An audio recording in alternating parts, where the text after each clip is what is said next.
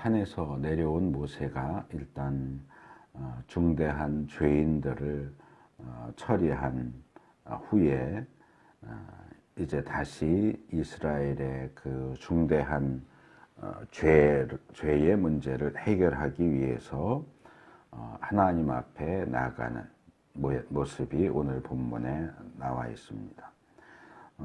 산 위에서 모세가 행한 중재의 기도가 1차 중재였다고 얘기를 했고요. 오늘 설교 제목처럼 오늘 나오는 내용은 모세의 2차, 두 번째 중재, 그리고 거기에 대한 하나님의 2차 응답입니다. 이 내용은 조금 전에 우리가 함께 읽은 것처럼 그렇게 긴 내용도 아니고 또 그 내용들을 읽을 때 이해하기 어려운 내용도 아닙니다. 근데 저는 이 본문을 살펴보면서 말씀을 준비하면서 조금 더 죄와 용서에 대해서 우리가 예전에 그 오후 성경 공부하면서 사죄의 확신 부분을 한번 다룬 적이 있기는 하지만 죄와 용서에 대한 조금 더 깊은 내용들을 좀 나누려고 생각을 합니다. 먼저 30절에 보면 모세가 백성들에게 당신들은 크나큰 죄를 지었습니다. 그러나 이제 내가 주님께 올라가서 당신들을 용서하여 달라고 빌겠습니다. 라고 말하는 장면이 나옵니다. 중재를 다시금 선언하는 내용이죠. 우리가 이 출애굽 특별히 시내산 언약과 관련해서 일반적으로 알고 있는 내용은 모세가 시내산에 40일씩 2번 올라갔다. 처음 올라가서 돌판 받아서 내려왔고 두 번째 또 올라가서 깨트린 돌판을 새로 받아왔다. 이 정도 대부분 알고 있지만 오늘 본문에 보면 모세가 이 40일씩 2번 올라간 것 중간에 다시 한번 모세가 산에 올라갔었다라는 내용을 여기 제시하고 있습니다.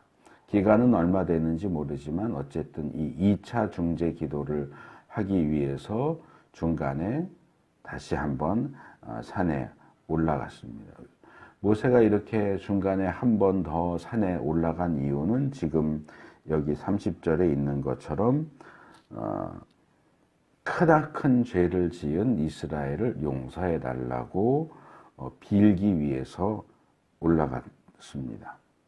그래서 우리가 볼 때는 이미 지난주에 살펴본 단락에서 돌판을 깨뜨렸고 금송아지를 다 가루를 내서 부셨고 그리고 금송아지를 열렬하게 섬기던 사람들 3,000명 정도를 칼로 죽였고 그랬으니 어느 정도 이렇게 우상 숭배자들에 대한 처벌이 행해졌기 때문에 이제는 금송아지 사건은 일단락된 게 아닐까라는 생각을 할 수도 있지만 우리의 그런 생각과 모세의 생각이 달랐다 하는 것을 볼 수 있습니다.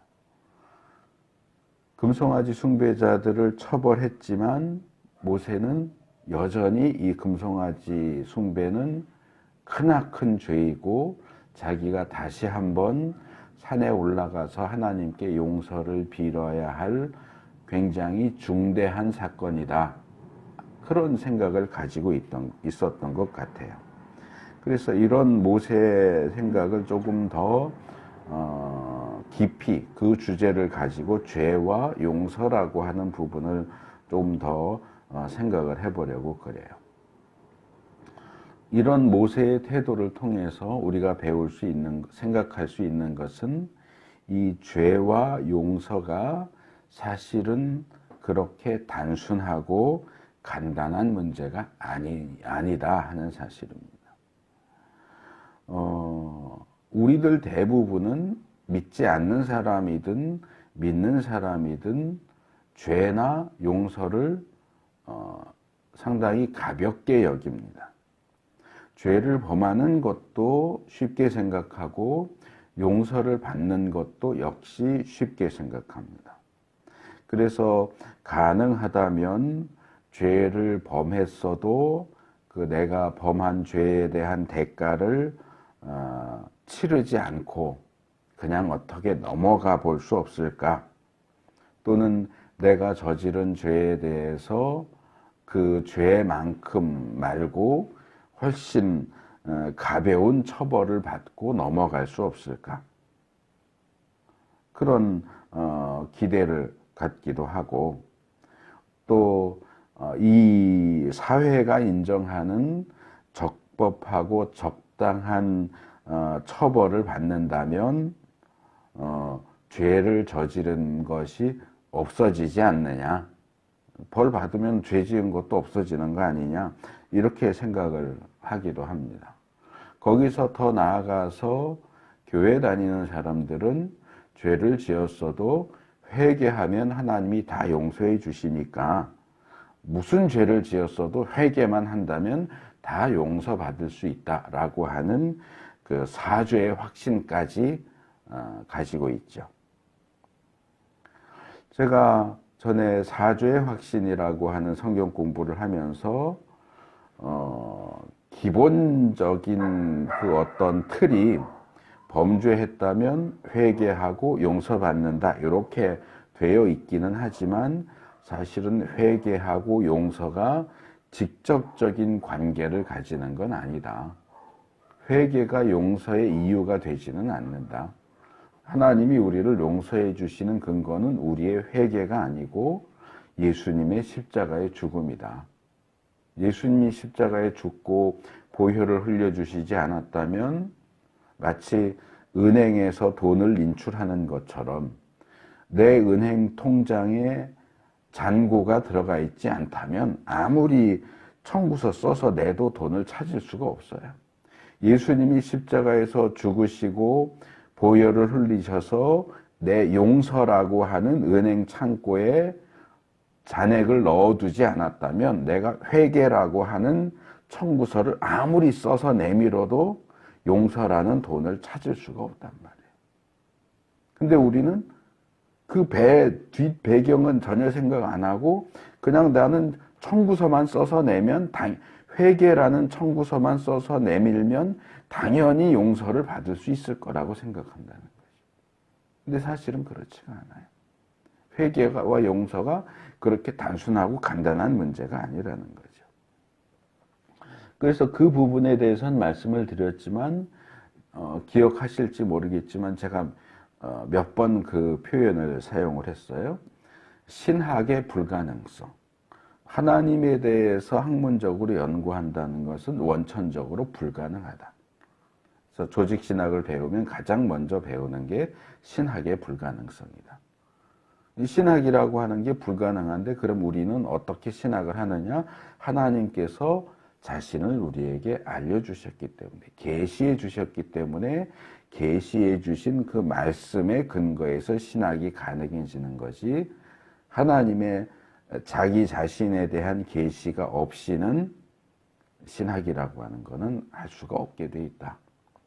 그리고 기도 응답의 확신에서도 제가 그 부분을 비슷하게 말씀드렸어요. 기도의 불가능성. 우리는 그냥 기도하면 응답하신다 이렇게 생각을 하지만 원천적으로 근원적으로 따지고 들어가면 사실은 죄인인 우리가 거룩하신 하나님께 기도하는 것 자체가 불가능하다. 자기 자식인 경우는 뭐 주세요 그러면 들어주지만 남의 집 자식이 와서 주세요 그런다고 막 줘요? 안 그래요.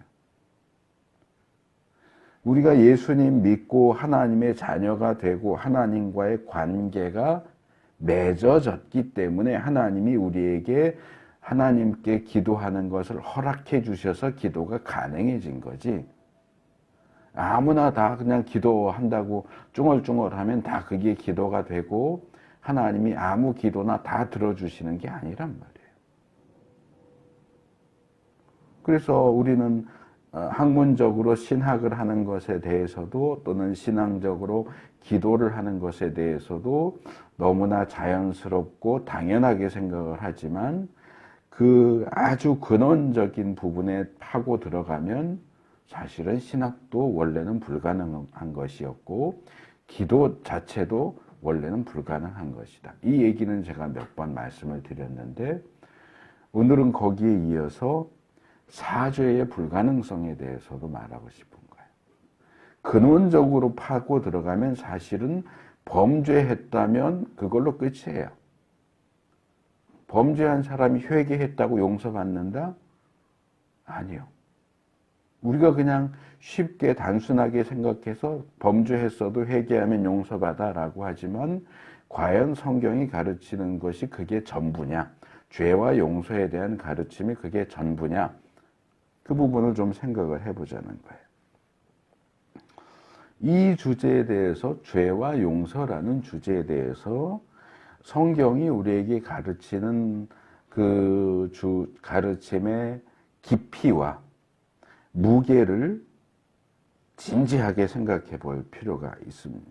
그래서 우리가 저지르는 죄가 얼마나 깊고 어둡고 무거운지, 그래서 그 죄의 문제를 해결하는 것은 사실상 불가능하다 하는 사실을 우리가 깨우칠 필요가 있습니다. 제가 이렇게 사실은 죄 사함을 용서받는 것이 불가능한 일이다 라고 말씀드리는 것이 생소하게 느껴질 수도 있고 또는 불편하게 느껴지실 수도 있을 거라고 생각을 해요. 왜냐하면 일반적으로 교회 안에서는 그렇게 가르치지 않거든요. 무슨 죄를 지었어도 회개하면 용서받을 수 있어. 걱정하지 마. 회개만 하면 돼. 이렇게 가르치거든요. 근데 정말 그럴까요? 제가 구원에 대해서는 여러 차례 인간과 하나님에서도 5과를 다뤘고 그리스도인의 확신에서도 1과가 구원의 확신이었기 때문에 6번에 걸쳐서 구원 문제를 다뤘었는데 제가 구원에 대해서 공부하면서 현대 교회가 전하는 복음 또는 전도, 구원 그런 것들에 대한 가르침들 가운데 상당수가 성경의 가르침과 어긋난다고 지적을 했었어요.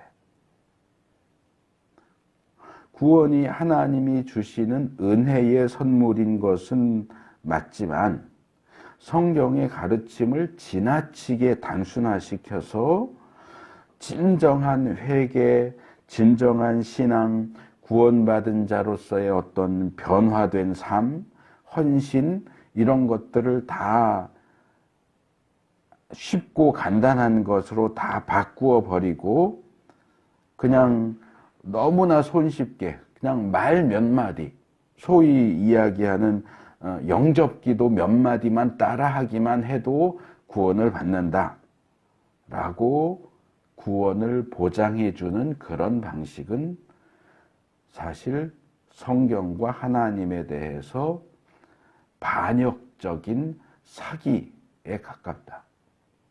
성경은 그렇게 가르치지 않아요. 참으로 회개하지도 않고 참으로 믿지도 않고 무슨 세일즈 하듯이 죽어서 천국 지옥이 있으면 다행이고 없으면 말고 보험 들듯이 그래도 한번 믿어봐. 믿어봐서 죽고 끝나면 그건 뭐 어쩔 수 없는 거고 혹시라도 있으면 믿어두면 좋잖아. 그것도 어려운 것도 아니야. 그냥 내가 하는 말 몇 마디만 따라해. 그러면 구원받아. 그건 장사하는 거예요. 복음을 전하는 게 아니에요. 이렇게 현대 교회가 잘못된 복음과 잘못된 구원을 가르친다면 당연히 그 내용 가운데 포함되어 있는 죄와 용서, 회개 이 부분에 대한 내용도 제대로 가르쳐질 리가 없다는 거죠. 그래서 믿음이나 구원을 지나치게 가볍고 손쉬운 것으로 제시하듯이 죄와 용서에 대해서도 지나치게 가볍고 손쉬운 것으로 제시하는 그런 가르침을 경계할 필요가 있다는 거예요. 자, 이 주제를 본격적으로 한번 생각을 해볼까요? 자, 죄를 지은 사람은 어떻게 됩니까? 자, 죄를 지었다면 용서를 받아야 되겠죠, 당연히. 최종적인 결과로 죄를 지었다면 용서를 받아야 되는데 용서를 받으려면 뭘 해야 돼요? 일반적으로 알려있는 대로 하면 죄, 그 다음에 이쪽 끝에 용서가 있고 이 죄에서 용서 쪽으로 건너가려면 중간에 회개가 있어야 되죠. 그렇죠? 죄에서 회개를 통해서 용서로 갈 수 있게 그렇게 돼 있는데 성경은 그렇게 얘기하지 않아요. 죄 지은 자는 뭘 받아야 돼요. 회개하기 이전이든지 이후든지 벌을 받아야 돼요. 죄를 지었다면 벌을 받아야 돼요. 이 세상 법도 그렇고 성경이 가르치는 규례도 그렇고 각양각종의 범죄를 그 죄가 가벼우냐 무거우냐에 따라서 처벌이 조금씩 달라지기는 하지만 기본적인 원리는 그거예요. 죄를 지었다면 벌을 받아야 된다. 세상 법도 그렇잖아요. 자, 도둑질을 했어요. 사기를 쳤어요. 살인을 했어요. 내가 도둑질해서 죄송합니다. 그럼 끝나요? 아니잖아요. 살인을 했는데 죽여서 미안합니다. 그러면 살인이 없어져요? 살인죄가 없어져요? 아니요. 재판받아서 감옥 가야 돼요.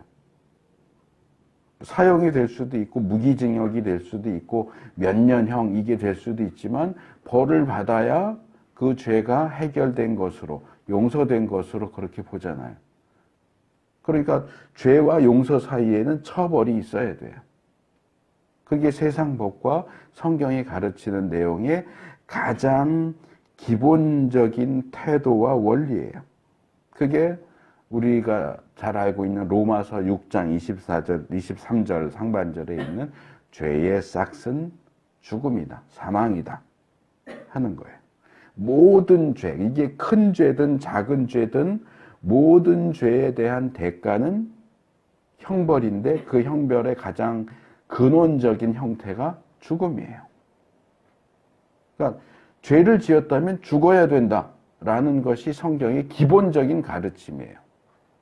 죄를 지었으면 회개해서 용서받으면 된다는 그 다음 얘기고 그 이전에 가장 기본적으로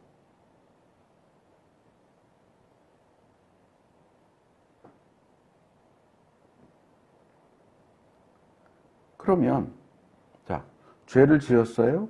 그래서 벌을 받았어요. 그럼 여기 로마서가 말하는 대로 죽음이라고 해봐요.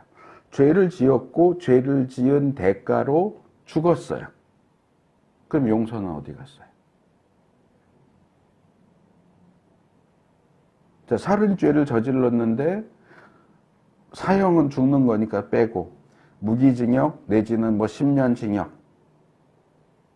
했어요. 그러면 일반적인 사고에서는 살인죄를 저질렀어도 재판장이 너 10년 그랬으면 감옥 가서 10년 살고 나오면 물론 꼬리표는 살인자라는 꼬리표는 붙겠지만 일단 자기가 재판받아서 10년형을 살고 나온 그 살인죄는 해결된 걸로 봐요. 용서가 된 거라고 생각을 하죠. 근데 만약에 살인죄를 저질러서 사형을 받아서 죽었다. 그럼 그 죄는 어떻게 됐어요? 용서받은 걸까요? 죄 지어서 죽어버렸는데 용서받는 게 무슨 소용이 있어요? 내세가 있지 않느냐. 그러면 죄를 지어서 사형받아서 죽은 사람은 천국 갑니까? 용서받아서? 그래요? 모든 죄인이 죄의 싹스로, 죄의 형벌로 죽으면 죽은 후에 지옥 가는 사람은 아무도 없어요? 용서받았으니까? 죄의 싹스를 치렀으니까? 죽음으로 죄의 싹스를 치렀으니까 지옥 아무도 안 갑니까? 다 천국 갑니까? 그게 성경의 가르침입니까? 아니요. 범죄한 인간이 한 번 죽는 것은 정해진 것이요. 히브리서 9장 27절에 정해진 것이요. 그러면 죽어서 끝이 아니고 심판을 받죠. 죽은 이후에 분명히 죄 때문에 죽었는데 죄 때문에 죽었는데도 심판을 다시 받아요. 그리고 심판받고 어떻게 돼요?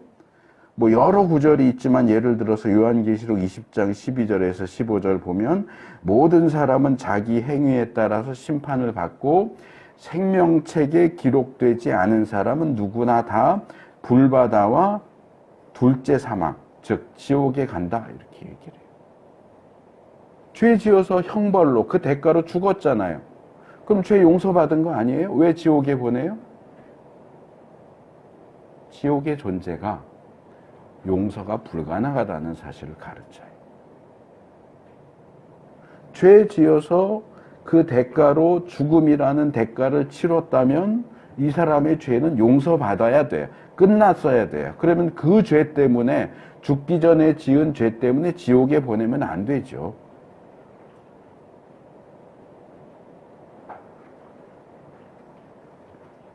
근데 죄의 대가로 죽었어도 심판받아서 또 지옥에 죽는 형벌을 받았는데도 불구하고 다시 지옥 형벌을 받는다는 얘기는 사실상 용서라고 하는 것은 불가능하다는 거예요. 큰 죄든 작은 죄든 죄를 지었다면 죄의 삭은 사망이에요. 이 사망에는 육체적인 사망만이 아니라 지옥에 가는 둘째 사망도 포함되어 있다. 이렇게 생각을 하셔야 돼요. 그러면 성경이 죄를 지었다면 결국은 용서받을 수 없다라고 하는 것이 성경의 기본적인 가르침이라면 왜 다른 성경 구절들은 용서가 가능한 것처럼 얘기를 할까요? 조금 전에 상반절만 소개했던 로마서 6장 23절을 보면 이렇게 돼 있어요. 죄의 싹은 죽음이요 하나님의 선물은 우리 주 예수 그리스도 안에서 누리는 영원한 생명입니다. 그러니까 죄로 죽을 수밖에 없는, 육체도 죽고 심판받아서 영원히 지옥 갈 수밖에 없는 우리에게 천국 생명을 주는 것은 예수 그리스도를 통해서 주시는 하나님의 선물이에요. 그러니까 죄의 용서는 선물로 주어지는 거예요.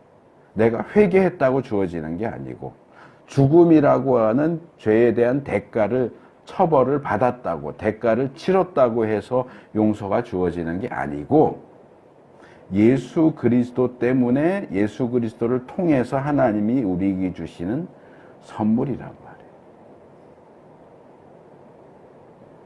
그래서 예수 그리스도의 십자가와 부활의 공로에 근거해서 우리의 회개가 효과가 있는 거고 용서를 받을 수 있는 거고 지옥 가지 않고 천국 갈 수 있게 우리에게 은혜를 베풀어 주신 거예요. 그러니까 회개하면 무슨 죄든지 회개하면 용서받아 이거 당연한 일이 아니란 말이에요. 하나님이 특별한 혜택, 특별한 은혜를 주시지 않으면 회개 골백 번 해도 용서받을 수가 없어요. 원칙적으로. 그래서 우리가 범죄하고 범죄의 대가로 지불하는 그 죄의 싹신 죽음은 죄의 싹시기 때문에 형벌일 뿐이지 용서를 가져다 주지는 못한단 말이에요. 죄 없으신 예수 그리스도께서 흘리신 그 보혈, 예수님의 죽음만이 우리에게 용서와 구원과 영생을 줄 수 있는 유일한 근거가 됩니다. 이게 얼마나 놀라운 은혜입니까? 근데 우리는 구원도 용서도 그냥 공식으로 만들어 버리고 이게 얼마나 큰 은혜인지 불가능한 일이 이적적으로 기적적으로 우리에게 주어진다는 사실을 놓치고 그걸 너무나 당연하게 여기고 당연하게 여기다 못해서 가볍게 여기고 손쉽게 여기고 막상 죄를 지으려고 하면서도 뭐 지금 죄 짓고 좀 이따가 회개하면 되지 뭐.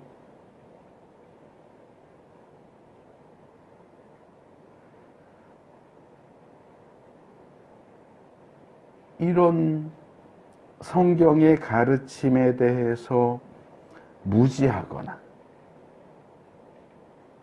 대부분은 무지한 상태라고 생각을 해요. 교회가 너무 단순화시켜서 범죄, 회개, 용서 이렇게만 가르치니까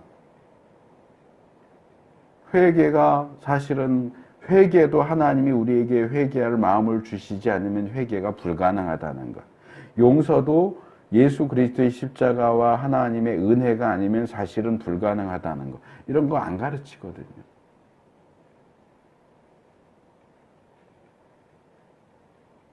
안 가르치니까 범죄도 쉽고 회개도 쉽고 용서도 쉽고 다 쉬운 거예요.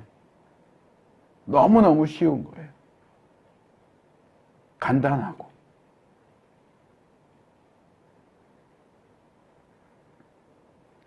그런 것들에 대해서 무지하거나 알면서도 무시하고 죄를 짓는 것도 용서를 받는 것도 가볍게 여기고 함부로 말하고 행동한다면 그것이 하나님 앞에서 얼마나 큰 죄일까요?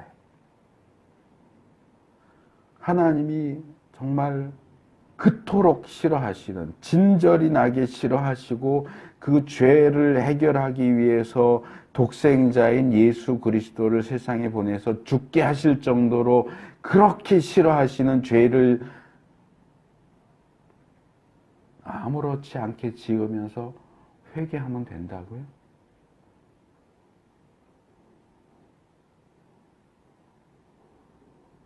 그런 태도야말로 히브리서 6장 4절에서 6절 히브리서 기자가 경고하는, 강력하게 경고하는 하나님의 아들을 다시금 십자가에 못 박고 욕되게 하는 태도인 거예요. 나 죄 지어도 뭐 예수님 다시 죽으면 되지 뭐.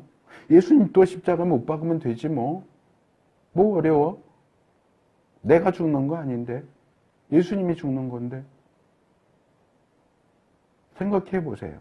내가 죄 짓고 회개할 때마다 예수님이 다시 십자가에 못 박혀서 죽어야 된다고 생각을 해 보세요. 그래도 회개하면 되지 뭐. 이렇게 얘기할 수 있습니까?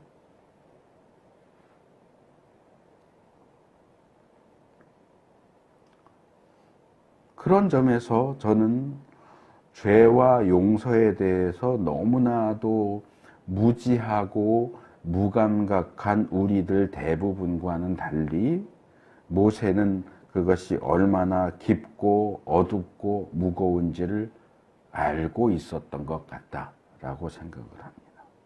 그래서 이미 산 위에서 중재했잖아요. 용서해주겠다고 약속 받았잖아요. 내려와서 처벌했잖아요. 그럼 이 정도면 됐어 이랬을 것 같은데 그 정도로 안 된다는 걸 모세는 아는 거예요.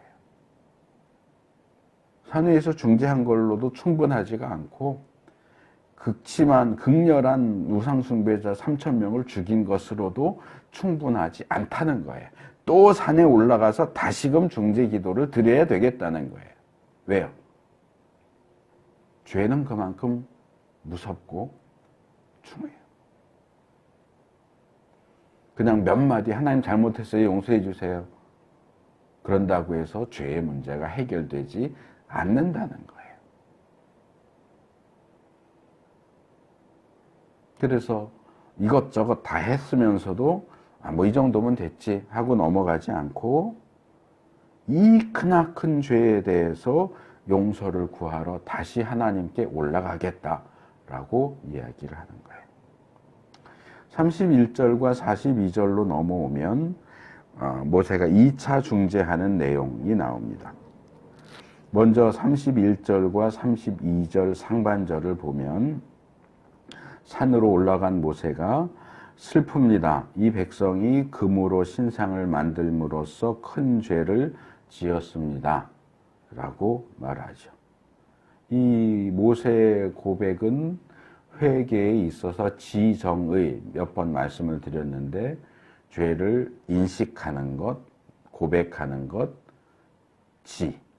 정, 죄에 대해서 슬퍼하고 내가 죄 지었다는 사실을 인정하는 것, 다시는 그 죄를 짓지 않고자 노력하는 것. 그래서 회개에는 이 세 가지 지정의적인 요소 세 가지가 다 있어야 한다라고 보통 이 신학에서, 조직신학에서 설명을 하는데, 이 고백을 보면 회개의 지적인 요소와 정적인 요소, 정적인 부분이 먼저 나오죠. 슬픕니다. 이스라엘 백성이 죄를 지어서 너무 슬픕니다. 그리고 인정하죠. 이스라엘 백성이 금으로 신상을 만들어 섬기는 정말 크나큰 죄를 저질렀습니다. 하나님이 몰라요? 하나님이 모세보다 먼저 아셨잖아요. 하나님이 모세보다 먼저 아시고 하나님이 모세에게 야, 산 밑에서 지금 이스라엘 백성이 이런 짓거리를 하고 있다 알려주셨잖아요. 근데 왜 지금 모세는 다시금 하나님 앞에 와서 이스라엘 백성이 이런 죄를 저질렀습니다 하고 얘기할까요? 하나님이 모르고 계시는 걸 알려드리기 위해서가 아니고 인정하는 거예요. 죄를 인정하는 거예요. 자기를 포함한 이스라엘 백성이 하나님 앞에서 범죄했다는 사실을 인정하고 고백하는 거예요. 하나님이 이미 알고 계시지만 죄를 저지른 죄인 자신이 내가 그 죄를 졌습니다. 잘못했습니다. 라고 인정하고 고백하는 것은 굉장히 중요한 부분입니다. TV 뉴스나 이런 데 보면 정치인들, 경제인들, 연예인들 무슨 죄와 관련돼서 이렇게 하면 절대로 그런 적 없다고 시침이 딱 되잖아요. 꼼짝달싹할 수 없는 증거 들이밀어야 그때서야 죄송합니다. 증거 들이밀기 전에는 절대로 그런 일 없다고 그러잖아요. 근데 정치인, 경제인, 연예인들만 그래요? 우리는 안 그래요? 그들과 마찬가지로 정말로 악질적인 죄인인 우리도 끝까지 범죄 사실을 부인하죠. 시침이 떼고 정말 꼼짝달싹 할 수 없는 증거가 내밀어지기 전까지는 시침이 뚝 떼고 안 그런 척합니다. 하나님이 다 알고 계시는데도 뻔뻔스럽게 그 앞에서 내가 언제요? 마치 고집 부리는 자식이 자기가 잘못한 것을 자기도 알고 부모도 알고 그래서 야단을 맞으면서도 절대로 야단치는 부모님한테 죄송하다고 안 해요. 더 나가서 부모님 나한테 지금 잘못했어요 라는 소리 듣기를 원하시죠? 근데 나는 부모님한테 잘못했다는 소리 절대로 안 할 거예요.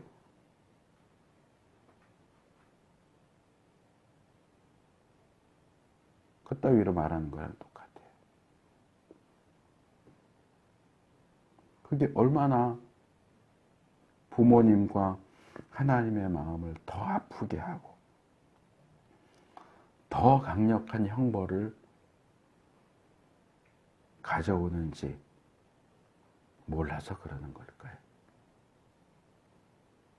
이게 얼마나 악질적이고 정말 죄에 찌들은 모습입니까? 그런데 모세는 그러지 않았어요. 그대로 인정합니다. 범죄에 대해서 슬퍼하고 인정하고 고백하고 잘못했습니다. 슬픕니다. 용서해 주세요. 용서를 구하죠. 이런 모세의 모습과 태도는 회개의 정석이라고 할 만큼 아주 모범적입니다. 우리가 잘못을 저지른 사람에게 사과할 때, 그리고 하나님 앞에서 회개할 때 본받아야 할 아주 FM, 모범이 되는 그런 모습이죠. 그리고 32절 하반절에 가면 정말 역사에 남을 위대한 희생적인 간구를 하죠. 그게 뭐예요? 그렇게 하지 않으시려면, 이스라엘을 용서하지 않으시려면 주님께서 기록하신 책에서 저의 이름을 지워주십시오. 이스라엘의 용서를 위해서라면 나 자신의 어떤 생명, 나의 구원까지도 희생하겠습니다. 제가 희생해서 이스라엘이 용서받을 수 있다면 제가 희생하겠습니다. 여기 모세가 이야기하는 주님께서 기록하신 책, 주님의 책, 예전엔 주님의 책 그냥 그랬는데, 성경에 주님의 책을 제가 정리를 해봤어요. 쭉 찾아보니까 4개 정도가 나와요. 주님의 책이라고 부를 수 있는 게, 첫째는 율법서, 율법책, 토라 또는 선지서가 주님의 책이라고 불려지는 경우를 볼 수 있어요. 성경 구절들 몇 개 있는데 뭐 많아가지고 그냥 간단하게 몇 개만, 출애굽기 24장 7절, 신명기 28장 61절, 이건 율법, 토라를 주님의 책이라고 부르는 경우고, 예레미야 45장 1절, 다니엘 9장 2절, 이제 예언서들을 주님의 책이라고 말하는 경우. 둘째로는 하나님과 이스라엘에 관련된 역사책을 가리킬 때도 주님의 책, 이런 일이 주님의 책에 기록되지 않았느냐, 이런 표현들이 종종 나와요. 뭐 사무엘상 10장 25절 같은데. 그리고 셋째는 하나님이 행하신 일에 대한 기록, 또는 인간들이 행한 일에 대한 기록. 예전에는 이제 보통 행위록 이렇게 불렀어요. 행위에 대한, 하나님이 행하신 일, 인간이 행한 일에 대한 기록. 시편 40편 7절, 56편 8절, 요한계시록 20장 12절. 행위록. 그리고 마지막 4번째가 소위 말하는 생명책이에요. 생명책. 출애굽기 32장 32절, 빌립보서 4장 3절, 계시록엔 여러 차례 나와요. 3장 5절, 13장 8절. 근데 본문에서 모세가 말하고 있는 주님께서 기록하신 책은 아마도 이 마지막 생명책인 것 같아요. 그러니까 구원받은 사람들의 이름을 기록해 놓은 책. 누가 구원받을 것인가. 그렇기 때문에 이 생명책에서 이름을 지워달라 하는 얘기는 그냥 죽는다를 넘어서서 구원을 잃어버리는 것, 지옥에 가는 것을 가리킵니다. 물론 모세 시대에 이런 천국, 지옥, 또 신약에서 말하는 영생, 이런 개념이 뚜렷하게 정립되어 있었는지는 애매하지만, 왜냐하면 생명책이라고 하는 표현도 사실은 제일 먼저 나오는 게 시편 40편이에요. 다윗 시대에, 모세 시대에는 생명책이라는 표현이 사용되지 않았던 것 같아요. 그래도 가장 기본적인 내용, 구원에 대해서는 모세에게도 알려졌기 때문에, 내가 이스라엘을 대신해서 지옥에라도 가면, 내가 지옥에 가면 대신 지옥 갈 이스라엘을 용서해 주시겠습니까? 그런 의미에서 내가 이스라엘을 대신해서 지옥에 가겠습니다. 그런 의미로 이 이야기를 하는 것으로 이해할 수 있을 것 같습니다.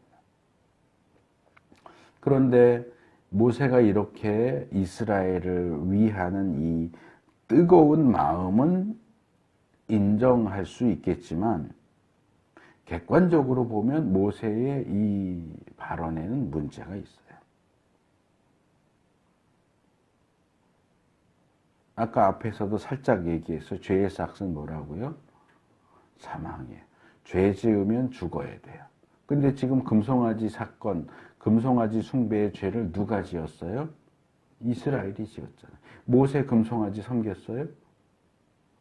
모세는 금송아지 안 섬겼잖아요. 근데 모세가 금송아지 숭배 죄 때문에 내가 대신 죽겠습니다 하는 건데 과연 대신 죽는 걸로 죄의 문제가 해결되겠느냐 하는 거죠. 고라 자손이 시편 49편 8절에서 생명을 속량하는 값은 값으로 매길 수 없는 비싼 것이어서 아무리 벌어도 마련할 수 없다. 돈으로 죄 사함 받을 수 없다. 라고 말해요. 돈으로도 안 되고 사실은 생명으로도 안 돼요. 좀 생소하실 수 있겠지만 민수기 35장에 보면 이런 내용이 나와요. 민수기 35장 33절 너희가 사는 땅을 더럽히지 말아라. 피가 땅에 떨어지면 땅이 더러워진다. 피가 떨어진 땅은 피를 흘리게 한 그 살해자의 피가 아니고는 깨끗하게 되지 않는다. 이게 무슨 얘기예요? 자, 땅에 피를 흘린다라고 하는 것은 누군가를 죽였다는 거예요. 누군가가 죽은 사람의 피가 땅에 흘려졌다 이렇게 표현을 하니까 땅에 피가 흘려졌다는 얘기는 누군가가 죽었다는 얘기예요. 그러니까 A라는 사람이 B라는 사람을 죽여서 B가 죽으면서 흘린 피가 땅에 흘려졌어요. 그러면 창세기 9장 5절 6절의 원리에 따라 피를 흘린 사람은 피를 흘린 죄를 지은 사람이 피를 흘리도록 돼 있어요. 살인을 해서 다른 사람의 생명을 빼앗은 사람은 자기의 생명을 내놔야 돼. 그래서 살인을 한 사람은 살인을 행한 그 사람이 죽어야 돼요. 근데 그 죽은 생명을 죽인 대가로 죽인 사람이 살인자가 죽어야 하는데 살인자 대신 누군가 다른 사람이 대신 죽겠다. 그러면 어떻게 될까요? 예를 들어서 살인자가 내 자식인데 내 자식이 죽는 건 차마 못 보겠으니까 아버지인 내가 대신 죽겠소. 어머니인 내가 대신 죽겠소. 그래서 부모가 대신 죽으면 그 살인죄가 해결되냔 말이에요. 본문은 바로 그 문제를 다루면서 피를 흘리게 한 그 살해자의 피가 흘려져야만 그 문제가 해결된대요. 그러니까 살인을 행한 그 사람이 죽어야 살인죄가 해결되지 다른 사람이 죽어서는 살인죄가 해결이 안 된다고 얘기하는 거예요. 우상숭배죄도 마찬가지예요. 이스라엘 백성이 우상숭배죄를 저질렀어요.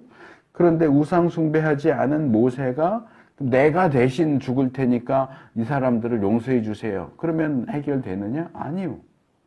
죄를 지은 그 사람이 죽어야 돼요. 그러니까 그 죄를 짓지 않은 다른 사람이 죄인을 위해서 대신 죽겠다고 해봐야 그 죄인의 죄가 해결되지가 않는다는 거죠. 그러니까 아무 상관도 아무 효과도 없어요. 그냥 모세가 만약 내가 이스라엘 대신해서 죽을게요. 그리고 머리 꽝 바위에 박아가지고 죽었다. 아무 효과도 없어요. 그냥 개죽음 한 거예요. 이스라엘의 죄는 여전히 남아있는 거고 모세는 자기 혼자 개죽음 한 거예요. 아무 상관없어요. 아무 효과도 없어요. 그러면 모세는 왜 가능하지도 않고 효과도 없는 그 일을 하겠다고 할까요? 저는 두 가지 측면에서 모세의 발언을 생각할 수 있다고 봅니다. 첫째는 어떤 가능성이나 효과와 관계없이 이스라엘을 향한 그 모세의 뜨거운 마음을 하나님께 호소한 것이 아닐까. 이게 가능하냐, 효과가 있느냐, 이거 생각 없이 나는 정말 그 정도로 이스라엘이 용서받기를 원합니다. 정말 하나님이 이스라엘을 좀 용서해 주셨으면 좋겠습니다. 이스라엘이 용서받기 위해서는 제가 어떤 대가라도 치르겠습니다. 이렇게 해야 된다면 이렇게까지 하겠습니다. 가능한지 효과가 있는지 그건 모르겠지만 내가 할 수 있는 건 다 하겠습니다. 그런 의미에서 말하는 게 아닐까. 나중에 바울도 비슷한 말을 하죠. 로마서 9장 3절에서 나는 육신으로 내 동족인 내 결례를 위하는 일이면 내가 저주를 받아서 그리스도에게서 끊어질지라도 달게 받겠습니다. 내가 저주를 받아서 이스라엘 족속이 구원받을 수 있다면 그렇게 하겠습니다. 똑같은 얘기를 하죠. 모세도 바울도. 둘째는 이건 이제 제 추측인데 출애굽기 32장 10절 그러니까 이제 하나님께서 모세에게 이스라엘 백성 죄 지었다 내려가라 그 얘기를 하실 때 이거 안 되겠다 이거 다 싹 없애버려야 되겠다 이스라엘 족속 아예 싹 없애고 너부터 다시 시작하자 그 얘기 하셨다는 거 말씀을 드렸잖아요. 내가 그들을 쳐서 완전히 없애버리겠다. 그러나 너는 내가 큰 민족으로 만들어주겠다. 그래서 모세를 이스라엘을 대신할 어떤 대안으로 생각하고 계시다는 걸 말씀을 하셨었는데 모세가 그때는 거절을 했지만 어쩌면 그때 그 일을 염두에 두고서 이 말을 하는 게 아닐까. 하나님 이스라엘 백성 전체와 저 하나를 대등한 무게로 놓고 이스라엘 전체를 치워버리고 나를 그 자리에 대신 놓겠다고 하셨다면 하나님이 저를 정말 그렇게 귀하게 크게 보신다면 그걸 뒤집어서 이스라엘 대신 저를 희생시키시고 이스라엘을 살려주세요. 그렇게 얘기하는 게 아닐까 하는 생각도 해봤어요. 뭐 이건 확실하진 않은데 그냥 저 혼자 생각을 해봤어요. 어쨌든 모세가 이렇게까지 중재를 하니까 하나님께서 33절에서 35절이 하나님의 2차 응답입니다. 33절은 이 처벌의 원칙을 선언하세요. 하나님이 모세에게 누구든지 나에게 죄를 지으면 나는 오직 그 사람만을 나의 책에서 지운다. 앞에서 얘기한 거랑 똑같죠. 죄 지은 그 사람이 벌을 받는 거예요. 죄 지은 그 사람이 죽어야 돼요. 다른 사람이 죽는 건 의미가 없어요. 누구든지 나에게 죄를 지었다면 죄를 지은 그 사람이 벌을 받지 다른 사람에게 대신 벌 주지 않는다. 이게 나중에 신명기 24장 16절에 가면 아비는 그 자식들을 인하여 죽임을 당치 않을 것이요 자식들은 그 아비를 인하여 죽임을 당치 않을 것이라 각 사람은 자기 죄에 죽임을 당할 것이니라. 이게 또 에스겔 18장에 가면 또 비슷한 내용으로 나오죠. 각각 자기 죄로 죽음을 죽게 되고 형벌을 받게 되지 남의 죄로 형벌받고 죽는 일은 없다. 이게 하나님의 처벌의 기본 원칙이에요. 죄 지은 그 사람이 벌 받는 거예요. 그 다음에 34절 상반절에서 보면 조금 다른 이야기로 넘어가는데 이제 너는 가서 내가 너에게 말한 곳으로 백성을 인도하여라. 보아라 나의 천사가 너를 인도할 것이다. 그렇게 말씀하시죠. 이게 어떻게 보면 이제 시내산을 떠나라. 시내산을 떠나서 가나안으로 가. 가나안 땅으로 가. 그러니까 내가 이스라엘을 용서할 테니까 원래 출애굽할 때의 원래 계획대로 가나안 땅을 향해서 가라.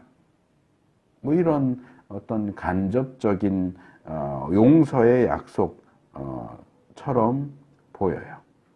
그래서 모세도 이스라엘 백성 이끌고 가나안으로 가고 하나님께서 또 여러 차례 약속하셨던 대로 천사를 보내서 너희들과 함께하고 인도하고 보호하고 하게 할 테니까 가라.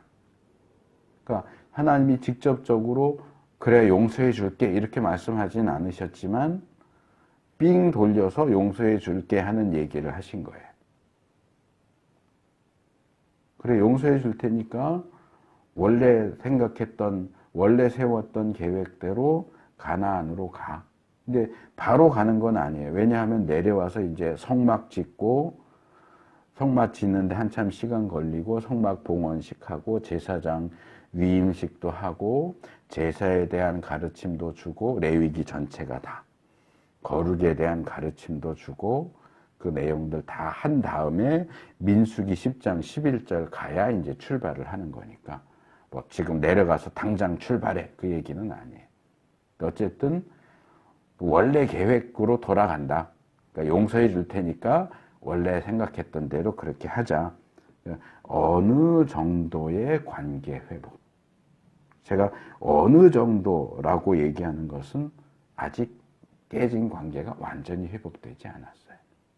이게 이제 이 문제가 모세의 3차, 4차 중재를 가져오는 거예요. 여기선 그냥 천사를 약속했던 대로 천사 함께 보낼 테니까 가나안 땅으로 가 하는데 이후에 이어지는 얘기를 보면 하나님이 근데 나는 안 간다 그러죠. 나는 안 간다. 천사는 보내줄 건데 나는 안 갈 거야. 원래는 하나님도 함께 갈 건데 지금 이스라엘 백성들 하는 꼴을 보니까 얘들 언제 또 못된 짓 하고 언제 또 반역 일으킬지 몰라. 그러면 나 또 화나서 이스라엘 백성 쓸어버리겠다고 할 테니까 나 그런 꼴 보기 싫어서 나는 안 갈 거야. 나 대신 천사만 보낼게. 그러니까 모세가 그것 때문에 아니요. 천사만 가면 안 되고 하나님도 가셔야 돼요. 하나님 우리 절반만 용서해 주지 마시고 다 용서해 주세요. 100% 용서해 주시고 천사도 보내주지만 하나님도 같이 가주세요. 하나님도 같이 가주세요. 그게 3차 중재, 4차 중재의 가장 중요한 부분이에요. 그래서 3차, 4차 중재가 끝난 후에야 그래, 그러면 나도 갈게 하는 쪽으로 결말이 내려지고 이제 언약 재체결하는 그런 걸로 넘어갑니다. 그러니까 금송아지 사건 한번 일으켰다가 이 하나님과의 깨진 관계를 완전히 정상화시키는데 굉장히 힘들고 복잡하죠. 그리고 이제 뭐라 그럴까 절반의 용서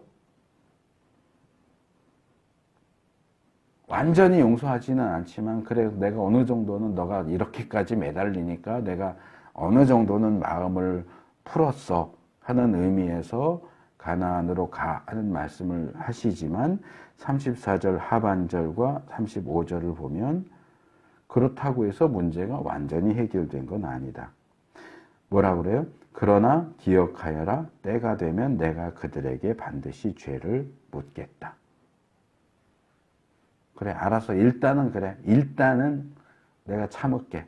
일단은 참을게. 근데 완전히 끝난 건 아니야. 때가 되면 반드시 내가 금송아지 숭배한 죄를 물을 거야. 그때가 언제인지 모르겠는데 35절에 그때가 바로 나오죠. 그 뒤에 주님께서는 아론이 수송아지를 만든 일로 이 백성에게 재앙을 내리셨다. 몇 명이 죽었는지 몰라요. 근데 어쨌든 그 일 이후로 하나님이 재앙을 다시 내리셨어요. 이거 지난주에 말씀드렸죠. 레위 사람들을 통해서 열렬한 우상 숭배자 3,000명 죽였어요. 근데 그걸로 끝나지 않고 나중에 하나님이 또 재앙을 내리셔서 심판하셨다 그랬잖아요. 그 얘기하는 거예요. 아마 시일이 얼마 많이 지나지는 않았을 것 같아요. 여기 나오는 때가 되면 또는 그 뒤가 정확히 언제인지는 알 수 없지만 금송아지 사건이 완전히 마무리되기 전에 이 재앙이 내려졌을 것으로 봅니다. 그래서 이것도 역시 이 죄와 용서가 손쉽고 간단한 문제가 아니다라는 사실을 우리에게 보여줍니다. 그래서 오늘 우리가 죄가 얼마나 깊고 무겁고 어두운 것인지 그래서 사실상 죄를 용서받는다는 것은 너무너무 힘든 일이고 사실은 불가능한 일이다. 예수 그리스도의 십자가의 죽음과 보혈, 하나님의 그것에 근거한 하나님의 은혜와 긍휼이 아니고서는 우리는 절대로 용서받을 수 없는 존재다 하는 사실을 살펴봤습니다. 우리가 이런 죄의 어두움과 그 무게를 직시하고 용서와 구원의 은혜가 얼마나 놀랍고 대단한 것인지 깨우치고 죄를 짓는 것이나 회개하는 것이나 용서받는 것이나 이걸 가볍게 여기고 함부로 행동하지 않을 수 있게 되기를 바랍니다.